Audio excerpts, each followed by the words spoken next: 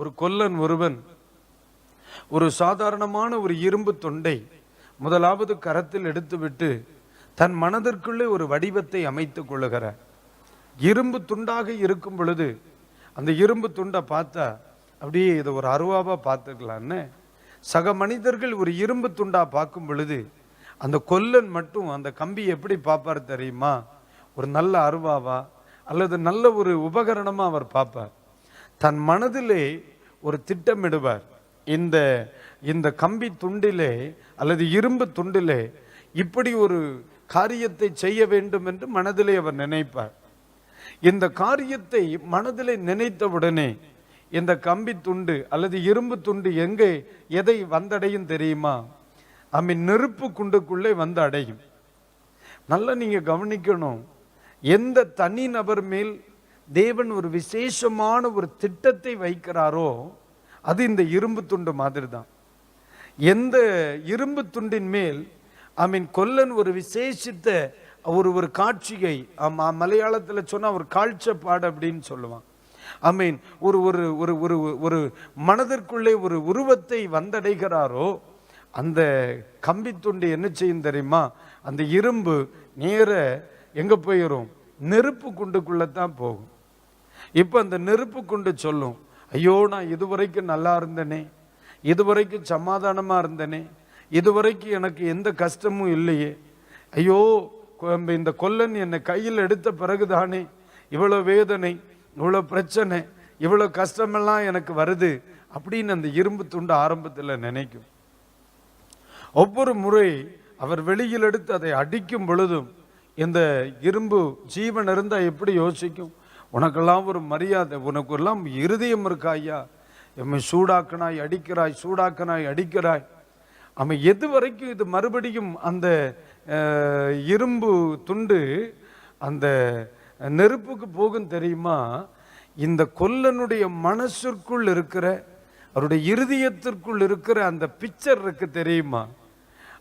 அவருடைய அகக்கண்கள் காண்கிற அந்த அந்த தோற்றத்தை எப்பொழுது அவருடைய புற கண்கள் காணுமோ அதுவரைக்கும் அடியும், அதுவரைக்கும் நெருப்பு குண்டும் இந்த இரும்பு துண்டுக்கு கிடைச்சிக்கிட்டே இருக்கும்.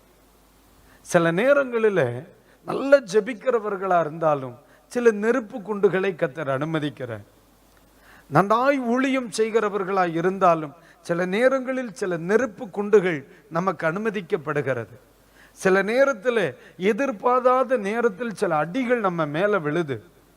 அப்ப நம்ம நினைக்கிறோம், உண்மையிலேயே கர்த்தர் என்னை மறந்து விட்டாரா? உண்மையிலேயே இந்த கஷ்டங்கள் ஏன் எனக்கு வருகிறது? இந்த கஷ்டங்களும் பாடுகளும் என்னில் வர காரணம் என்ன? அவர் எதிர்பார்க்கிற அளவிற்கு பொறுமை நமக்குள்ள வருகிறது வரைக்கும் அடிப்பார். அவர் எதிர்பார்க்கிற அளவிற்கு பொறுமை நமக்குள்ள வருகிறது வரைக்கும் அடி விழும். அவர் எதிர்பார்க்கிற தோற்றம் நமக்குள்ள வருகிறது வரைக்கும் நெருப்பு கொண்டுதான். கர்த்தருக்கு ஸ்தோத்திரம். யாரும் பைபிள் காலேஜில் வாழ்க்கையை படித்தவங்களே கிடையாது. வேணா பைபிளை படிக்கலாம். அனுபவங்கள், அவன் அனுப்பப்படுகிறதான் நெருப்பு குண்டுகள் தான் அவனை நல்ல ஒரு தேவ மனுஷனாய் உருவாக்கப்படுகிறது. ஒரு ஆமேன் சொல்லுங்க. அல்லேலூயா. எப்பவுமே நீங்க புரியணும். சில நேரம் யோசித்து நானும் யோசிச்சு பார்ப்பேன். சிலருடைய வாழ்க்கையில பிரச்சனை மாறாது, ஆனா ஆறுதலின் சப்தம் கேட்டுக்கிட்டே இருக்கும்.